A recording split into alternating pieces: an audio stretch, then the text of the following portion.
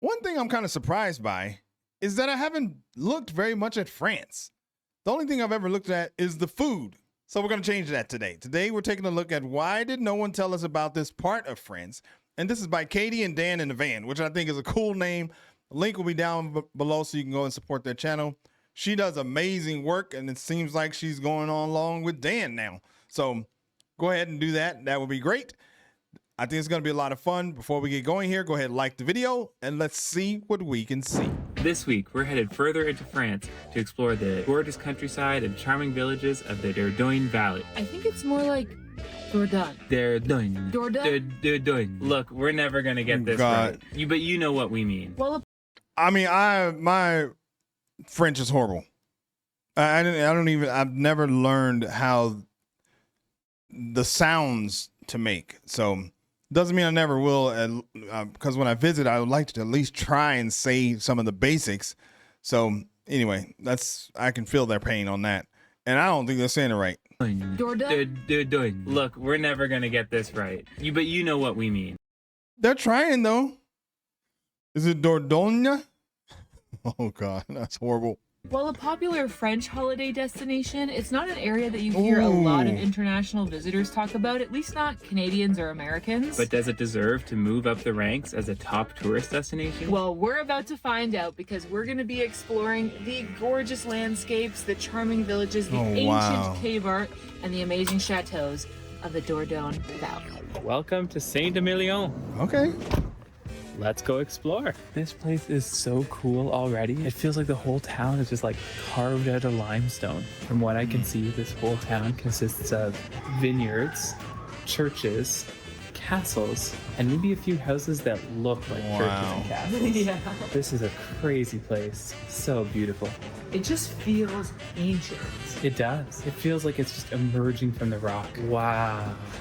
This is a gorgeous view. Oh my gosh. What a gorgeous town.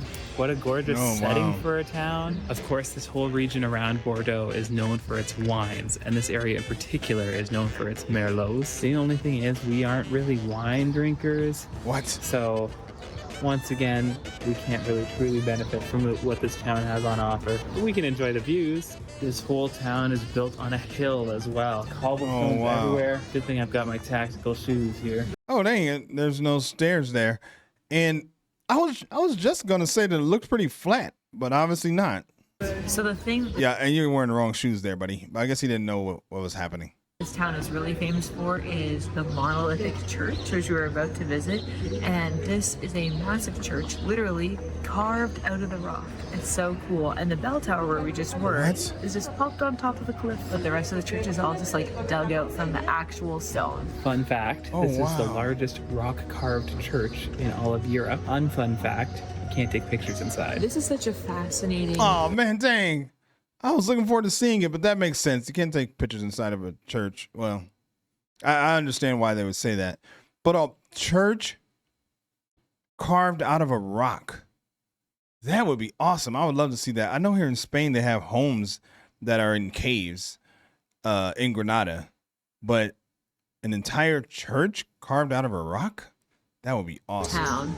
We learned on our tour that there's like 100 kilometers of limestone quarries under the town, and that's because historically they quarried limestone to build the buildings and also to sell it, and now some of those quarries are being used as wine cellars. Basically, it's apparently perfect conditions for aging wine. Is it time for macaron tasting? Yes. We can't eat all of these now. No, this is like, we have to make these last because these were expensive. But the town of Saint-Émilion is known for its macarons. But they're kind of known for a different type of macaron, which we also bought, right? Which look like this. Those are pretty good. They're just plain, but they're good. These were €1 per cookie. And I think that's a bit steep for what they are. It's tourist pricing. These definitely look more worth it. Well, I mean, I guess it is a little steep. And meanwhile, I just said, that's not bad. But... Are you doing best first? No, I'm going to do best last. Really? So that's why I'm saving pistachio for later. So we each picked 4. Don't tip them out. I'm so afraid they're all going to go rolling down the hillside. I got caramel toffee, coffee, mango, and pistachio. I got lemon tart. Oh, yeah. Pistachio, raspberry, blueberry. So which one are you gonna pick first? Maybe my pistachio. That's your least favorite? No, Oh, you're not going by least favorite rules. well, I don't know. Come on. I always go best to last. Whenever I'm eating any kind of food, I always make sure that my favorite thing that was in that meal is my final bite. I just wanted Just same.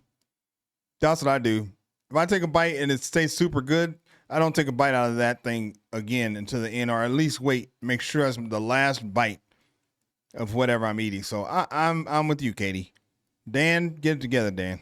my first impression of pistachio before I'm colored by your judgment of Oh, okay, fair enough. Well, I'm gonna start with caramel toffee because I think that's my lowest pick. Oh, it. You already smushed it. Oh, wow. They're delicate. okay. That is soft. That's a really good macaron.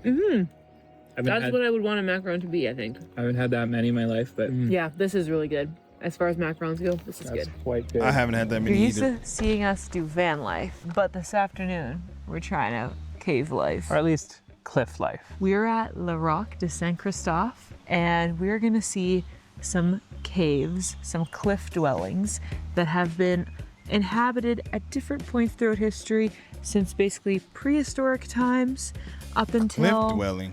I believe the 1600s. We're gonna go find out. Let's go find out more. I think this video will be a great testament to the range of tourist attractions on offer in the Dordogne Valley. Truly something for everyone. All right, we've got our... I mean, I think they're brave to be making a video like this. Not just, I mean, but I guess that's what you gotta do if you're not an expert in the language or even what you're recording. But they're just going for it. That's the one thing I'm gonna have to do, because we're probably gonna be making a lot of videos next year, because we'll be moving over to the Netherlands, which makes traveling around the rest of Europe a little bit easier than here in Spain. So, and I've never done these type of vlogging things, so I'm gonna have to become an expert at that. So that part's gonna be a little scary. Anyway, you didn't come here to hear my fears. Let's continue. tickets. We've got our map. Let's rock on. Let's rock on. This place has been in near continual use for 55,000 years. One of the main What? uses and why they built this part was to be a defensive fortress. It Wait a overlooks minute. He said that like nothing. For 55,000 years? Damn. One of the main uses and why they built this part, near continual use for 55,000 years. One of the main uses and why they built this part was to be a defensive fortress. It overlooks a tributary of the Dordogne River, and for about 200 years, starting in the 800s, was used as a fortress to fend off the Vikings/Normans. This site has seen all of French history, from prehistory and the Neolithic Wow. era up until the arrival of the Celts and then the Romans and the Gallo-Romans after them, all the way into medieval times where they were trying to keep the Viking invaders away. And all of these groups made their own changes, and they rebuilt the homes with the technology that was available to them at the time, which I think we'll see different evidence of throughout here. It really That does is remind so me of cool. Mesa Verde and the Gila cliff dwellings. Like, it's very much that same vibe. I mean, I think this exists all over the world, like Petra in Jordan, that's like hugely Another famous. example. Sometimes it just makes sense to like carve out a cave and live in it. Yeah, Yeah. but it's maybe easier to dig than build. Minecraft taught me that. Now this all just kind of looks like an overhang. But Wow. back in the day, it actually had walls.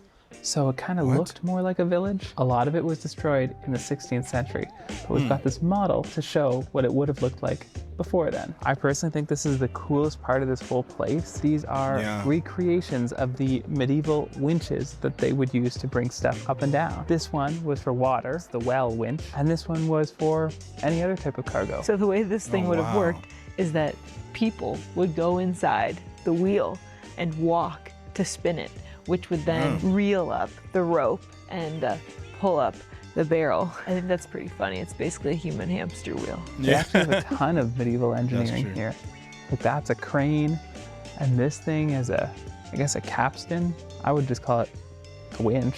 Just drags loads across the ground. They had some smart ideas back in the Middle Ages. They were coming up with some cool tech. This really That's pretty cool. You always wonder how they do these amazing things and they didn't have, all the conveniences that we have today. So it's kind of cool to see those things. Really is a gorgeous view. Oh my Everything I've God. seen of the Dordogne Valley so far is beautiful. We seem to have Wow. left wine country. Still a very pastoral setting. Beautiful farms and stuff. And the river, gorgeous view. This looks really spooky. Are you ready to go in? I'm a little nervous. There's literally Who somebody is in that jail guy? right there. So what are you in for? Not much of a talker.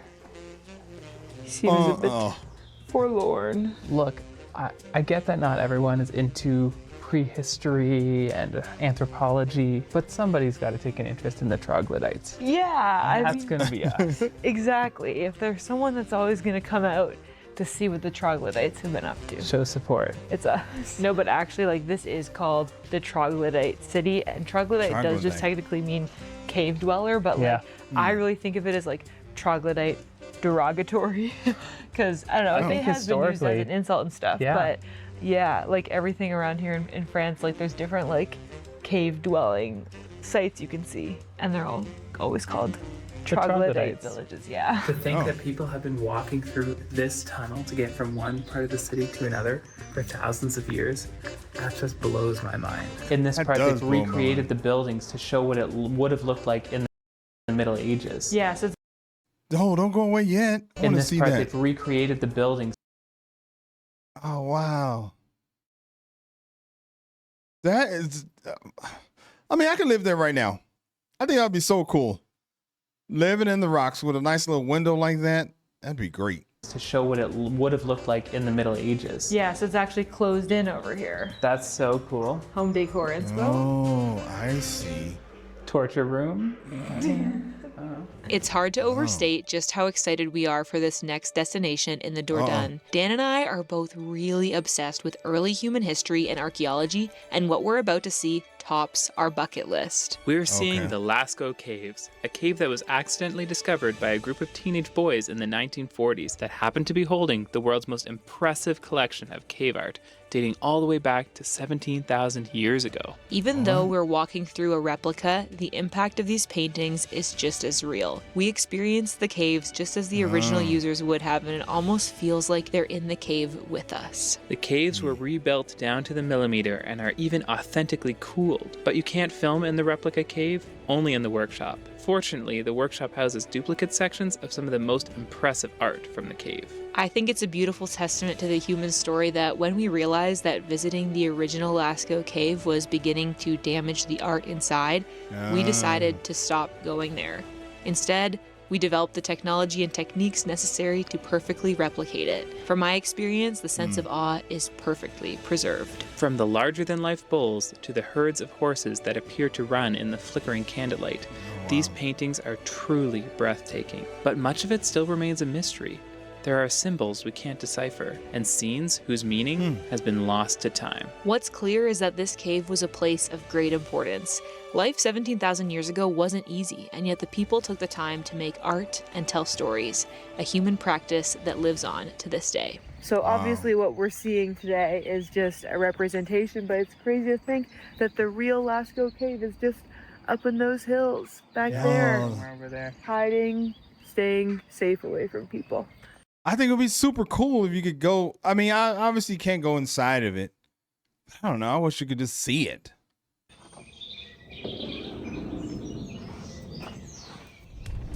It is another beautiful morning here in Dordogne. We woke up at a beautiful campsite that we stayed at for the past 2 nights. It's right along the river. It was actually quite luxurious. It had a pool and Oh, wow. yeah, it was like really nice and spacious. But we're back on the road today because we're continuing to explore the Dordogne Valley. And this morning that includes visiting Chateau Beynac.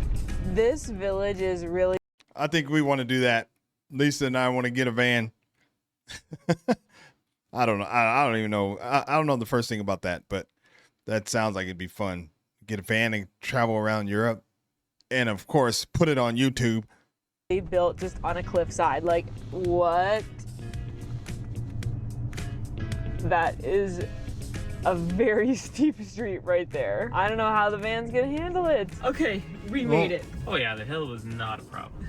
Obviously, you can see this castle was constructed on a very strategic point. We are up high on a cliff and we're overlooking the Dordogne River. It also just happens to be a really beautiful view. This castle was built in the 1100s during the period of Eleanor of Aquitaine, and that's what this whole region is called, the Aquitaine. And much of the castle is still as it originally was, including the giant castle keep. It dates all the way back to the 12th century. This place is so old, yet absolutely huge, and it's kind of astonishing that engineers back then could build stuff like this. But I guess they were building Notre Dame in Paris at the same time, so guess kudos to them. It always amazes me the kind of construction that people were doing without machines, without even like the kind of complex math. Well, they had like those medieval cranes and stuff to move the blocks around. Yeah. But still, like, just amassing this much rock all the way up here on the cliff, it's crazy. It's a huge feat, that's for sure. Visitor, welcome to the feudal fortress of Beynac. Here, between sky and earth, time has stopped. Perched high up on a cliff at breathtaking heights, the castle acts as a stone sentinel, which for 9 centuries has watched over the Dordogne. Well, do you feel like a baron in here? Absolutely royal. This is crazy. This is the stateroom, and this is where the 4 barons of the Perigord would meet up. Very fancy, very official business. Discuss their duchies and so on. Yeah, well, it is really cool. So while the castle's origin is definitely as a defensive structure from the Middle Ages, during the 17th century, it was remodeled from the Middle Ages. I want to see that again. Look at that. It looks so cool. I would love to go there.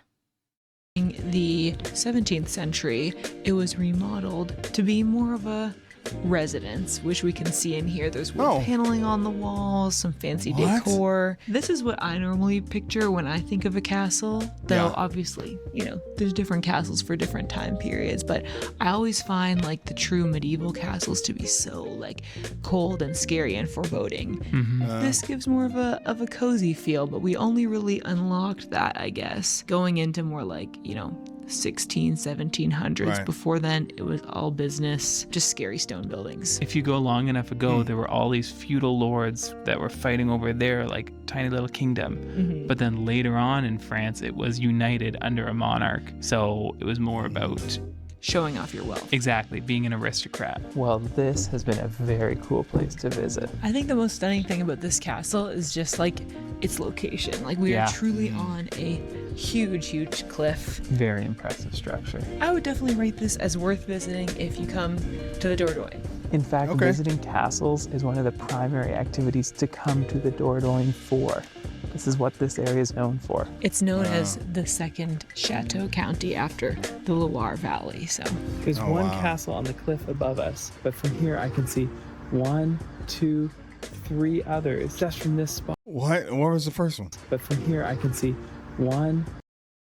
Oh, right there. Oh, looks like I can see 1 right here, 1 right here.